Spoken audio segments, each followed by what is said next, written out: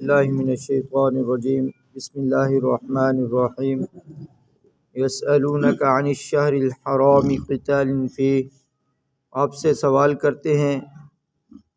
شہر حرام کے بارے میں کہ اس میں لڑائی کے بارے میں۔ قل قتال فیہ کبیر، اب فرما دیجئے اس میں لڑائی کرنا بہت بڑی بات ہے۔ وصد عن سبیل اللہ، اور اللہ کے راستے سے روکنا، وکفر بہ، اور اس کے احکامات کا انکار کرنا، والمسجد الحرام، اور مسجد حرام سے روکنا، واخراج اہلہ منہ،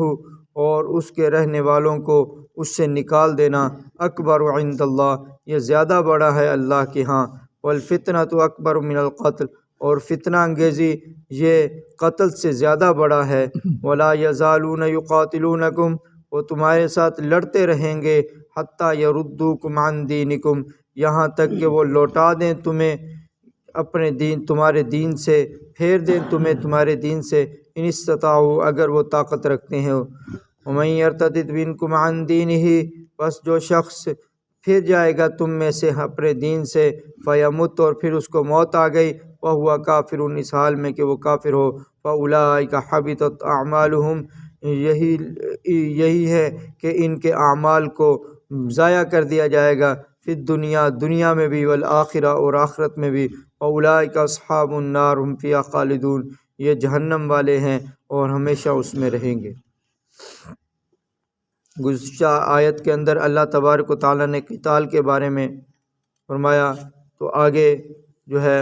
اشہر حرم کے اندر قتال کے بارے میں سوال پیدا ہو رہا ہے۔ پہلا سوال تو یہ ہے کہ اشہر حرم کون سے ہیں؟ حضرت ابراہیم علیہ السلام کے دور سے ملت ابراہیمی میں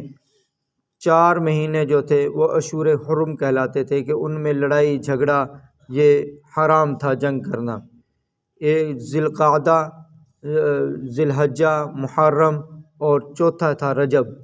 یہ 4 مہینے وہ تھے کہ جن میں لڑائی کرنا منع تھا۔ اور پھر سورۃ التوبہ کے اندر بھی اللہ تبارک و تعالیٰ نے ان کے بارے میں فرمایا تھا کہ یہ 4 مہینے جو ہیں یہ حرمت کے مہینے ہیں۔ شروع اسلام میں ان کے اندر لڑائی کرنا یہ منع تھا، لیکن بعد میں اس میں اللہ تبارک و تعالیٰ نے اجازت دے دی۔ تو دوسرا سوال یہاں یہ ہے کہ یہ آیت کس موقع پر نازل ہوئی؟ حضور پاک صلی اللہ علیہ وسلم نے ایک مرتبہ ایک لشکر تیار کیا، حضرت عبداللہ بن جحش رضی اللہ تعالیٰ پر پھوپھی زاد بھائی کی قیادت کے اندر، اور یہ لشکر ایک علاقے کی طرف جانا تھا کہ جہاں پر کفار جو تھے، مسلمانوں کی ایک چھوٹی سی بستی تھی، ان کو پر تشدد کرتے تھے، ان کو پریشان کرتے تھے۔ حضور صلی اللہ علیہ وسلم نے ان کو بھیجا، جاؤ جا کے ان کو روکو اور ان کے ساتھ جنگ کرو، ان کو مسلمانوں کے تشدد سے روکو۔ جب یہ لشکر وہاں پہنچا تو یہ جمادی الاخریٰ کے آخری دن تھے، جس طرح آج یہ جمادی الاخریٰ کے آخری دن چل رہے ہیں، آج 23 جمادی الاخریٰ ہے۔ انہی دنوں کے اندر یہ لشکر روانہ ہوا، اور جو ان کے ساتھ لڑائی ہوتی رہی۔ لڑائی ہوتے ہوتے 30 مسلمانوں کے نزدیک، مسلمانوں کے خیال میں وہ 30 جمادی الاخریٰ تھی، مہینے کا آخری دن تھا۔ مسلمانوں نے کہا جلدی جلدی آگے رجب کا مہینہ اشہر حرم میں سے شروع ہونے والا ہے، اس سے پہلے پہلے ہم جنگ ختم کریں۔ اور انہوں نے ان کا جو سردار تھا حضرمی اس کا نام تھا، اس کو انہوں نے مسلمانوں نے اس کو قتل کر دیا۔ جب مسلمانوں نے قتل کیا، یہ اپنے گمان کے مطابق یہ 30 جمادی الاخریٰ سمجھ رہے تھے، تو آگے پتہ یہ چلا کہ یہ رجب کی پہلی ہو چکی تھی۔ ادھر سے مشرکین نے کو پتہ چلا، کافروں کو جب اس بات، انہوں نے شور مچانا شروع کر دیا کہ یہ تو اپنے آپ کو ملت ابراہیمی کے متبع سمجھتے ہیں، یہ کہتے ہیں کہ ہم حضرت ابراہیم کی ملت پر چلنے والے ہیں، یہ پیغمبر، اور یہ ان کے جو ہے ماننے والوں نے یہ کام کیا ہے کہ لڑائی جو ہے وہ حرمت والے مہینوں میں شروع کر دی انہوں نے۔ تو صحابہ بھی انہوں نے لوگوں کو بھڑکانا شروع کر دیا، صحابہ کرام بھی پریشان ہو گئے کہ اب یہ ہم سے بہت بڑی شاید غلطی ہو گئی۔ انہوں نے آ کے سوال کیا حضور پاک صلی اللہ علیہ وسلم سے، تو اللہ تبارک و تعالیٰ نے یہ جواب دیا، یسألونک عن الشہر الحرام قتال فیہ، آپ کے صحابہ آپ سے آ کے پوچھ رہے ہیں شہر حرام کے بارے میں کہ اس میں لڑائی کرنا کیسا ہے، تو آپ فرما دیجئے قتال فیہ کبیر، اس میں لڑائی کرنا بہت بڑی بات، بہت بڑا گناہ ہے لڑائی کرنا اشہر حرم کے اندر۔ لیکن اگلی بات بھی یاد رکھے، وصد عن سبیل اللہ، اللہ کے راستے سے روک دینا،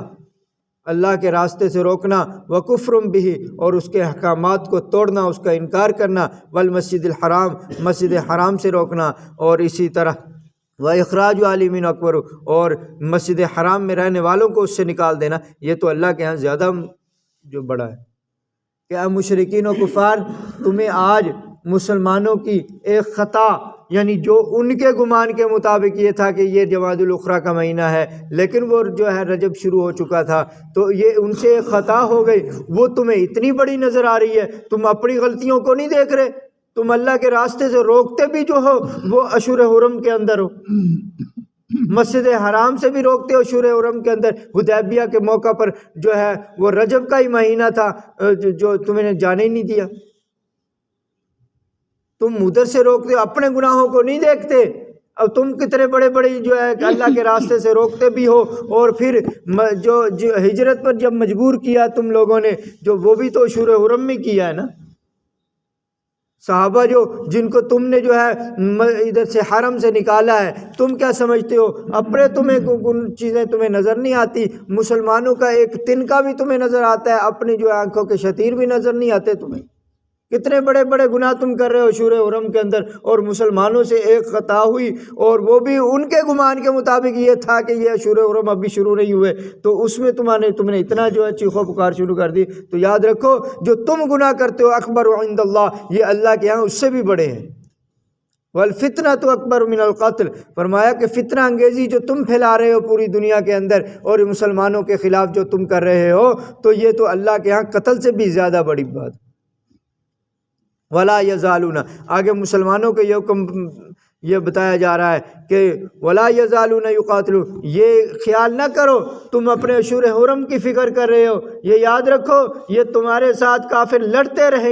رہیں گے حتی یردوکم عن دینی، یہاں تک کہ وہ تو چاہتے ہیں کہ یہ اپنے دین کو چھوڑ دیں۔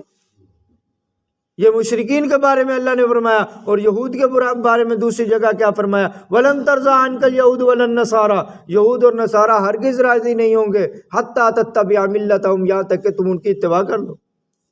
ان کی آخر منشا یہی ہے کہ تم اسلام کو چھوڑ کر اپنے پرانے آباء و اجداد والے دین پر چلے جاؤ، ان کی تو کوشش ہی ہے، وہ تمہارے ساتھ لڑی اس لیے رہے، میں ان استطاعوا، اگر وہ طاقت رکھتے ہوں، اگر جنگ کر کے وہ تمہیں یہ کریں۔ لیکن یہ یاد رکھو آگے اللہ تبارک و تعالیٰ جو ہے مرتد کے احکامات بیان فرما رہے ہیں۔ کیا فرمایا؟ وَمَن يَرْتَدِدْ مِنْكُمْ عَنْ دِینِهِ، تم میں سے جو شخص مرتد ہو گیا، اپنے دین سے پھر گیا اعوذ باللہ، تو فیمت، اور اس کی موت بھی آ گئی، تو وہ کافر، اس حال میں کہ کافر تھا، تو اس کے دنیا کے اعتبار سے بھی اس کے اعمال ضائع ہو جائیں گے، آخرت میں بھی اس کے اعمال ضائع ہو جائیں گے۔ دنیا میں کے اعتبار سے اعمال ضائع ہونے کا کیا مطلب ہے؟ امام اعظم ابو حنیفہ رحمۃ اللہ فرماتے ہیں کہ اگر نعوذ باللہ جو شخص مرتد ہوا، اس کی ساری نمازیں، سارے حج، سارے روزے، سارا کچھ جو ہے اس کے ختم ہو جائیں گے، یہاں تک کہ وہ توبہ کر لے۔ اور پھر حکم کیا ہے اس مرتد کا؟ مرتد کا حکم یہ ہے کہ اس کو 3 دن دیے جائیں گے، اس کو شکوک و شبہات دور کرنے کے لیے، جو اس کے ذہن میں شکوک و شبہات اسلام کے بارے میں ہوں گے، اس سے جو ہے وہ پوچھا جائے گا، اور اگر وہ 3 دن کے اندر اپنی باتوں کا جواب نہیں دیتا اور وہ اپنی اس بات پر اڑا رہتا ہے مرتد ہونے کے حکم پہ، تو فرمایا کہ اس کو قتل کر دیا جائے گا۔ حضور پاک صلی اللہ علیہ وسلم کا فرمان ہے، من بدل دینہ فاقتلوہ، جو اپنے دین کو بدل دے اس کو قتل کر دو۔ اور پھر یہ ہوگا کہ اس کو قتل کر دیا جائے گا، اور اگر مرتد جو اسی طرح جو ہے وہ وراثت سے محروم ہو جائے گا، اور بہت سارے احکامات سے وہ محروم ہو جائے گا، اور آخرت کے اعتبار سے کیا اللہ تبارک و خود قرآن آگے فرما دیا، آخرت میں ان کے اعمال کے ضائع ہونے کا کیا مطلب ہے؟ وَأُولَٰئِکَ أَصْحَابُ النَّارِ، وہ ہمیشہ وہ جہنم میں رہیں گے، ہم فیہا خالدون، وہ ہمیشہ ہوں گے، کبھی بھی جہنم سے نکلنے والے نہیں ہوں گے۔ کافر، عام کافر اور مرتد کے دونوں کے حکم میں فرق ہے۔ عام کافر کو چھوڑ دیا جاتا ہے، اسے جزیہ لے لیا جاتا ہے، دنیا کے اعتبار سے جزیہ لے کر اس کو چھوڑ دیا جاتا ہے، ٹیکس لیا جاتا ہے، اس کو رہنے کی اجازت ہوتی ہے۔ لیکن مرتد سے ٹیکس بھی وصول نہیں کیا جائے گا، بلکہ اس کا حکم یہی ہے اگر وہ باز نہیں آتا تو اس کو قتل کر دیا جائے گا۔ اور امام اعظم ابو حنیفہ رحمۃ اللہ علیہ فرماتے ہیں عورت اگر نعوذ باللہ مرتد ہو جاتی ہے تو اس کو قتل نہیں کیا جائے گا، بلکہ اس کو تامرگ قید کر دیا جائے گا یہاں تک کہ وہ توبہ کر لے۔ اگر توبہ کر لے ٹھیک، نہیں تو جب اس کی موت تک اس کو قید کر دیا جائے گا۔ تو اللہ تبارک و تعالیٰ واضح طور پر بیان فرما دیا یہ احکامات، اور اللہ تبارک و تعالیٰ ہم سب کو اسلام پر جو ہے زندہ رکھے اور ایمان والی موت نصیب فرمائے۔ الحمدللہ رب العالمین والصلاة والسلام علی سید المرسلین، اللہم صلی علی سیدنا مولانا محمد وعلی آلہ